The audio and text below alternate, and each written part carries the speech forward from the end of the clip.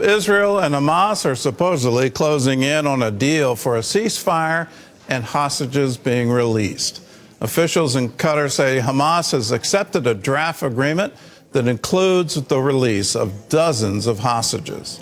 While Israeli officials agree that progress has been made, they say final details are still being worked out. Julie Stahl reports from Jerusalem. The U.S. has been positive about progress in the negotiations over the past several days. Earlier, President-elect Trump predicted a forthcoming agreement. There's been a handshake, and they're getting it finished, and maybe by the end of the week. But it has to take place. Media reports say 33 hostages would be released at the start of the deal, but Israel is not sure how many of those would be alive. The release of more would be negotiated in later stages. Israel wants a hostage deal. Israel is working with our American friends in order to achieve a hostage deal. This progress comes after what the Times of Israel reported as a tense meeting between Israeli Prime Minister Netanyahu and President-elect Trump's top Mideast envoy. Some hostage families and their allies have marched in Jerusalem to protest any deal that does not free all the hostages at once and in which Israel gives up hope of crushing Hamas in Gaza.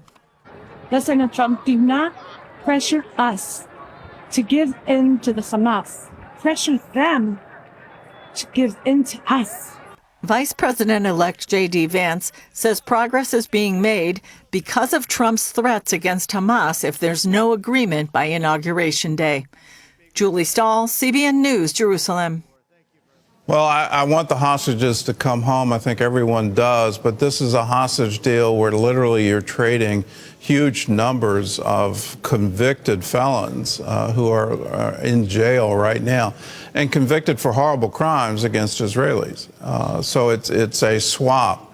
My fear is Hamas is looking for a ceasefire so that they can rebuild. And Yahya Sinwar's the leader who has been killed by Israel. His brother is now assuming control of Hamas. So we can't have a deal that allows them to continue in power in Gaza. That's not fair to Israel. It's definitely not fair to the people of Gaza. In all the turmoil there is in the world today, there is a source of absolute truth that will guide you. Transform your life through God's Word, CBN's newest study guide. You'll also receive insightful teaching from Gordon Robertson, plus access to Regent University's online course. You'll have all the information you need to guide your life. Get Transform Your Life through God's Word. Available now.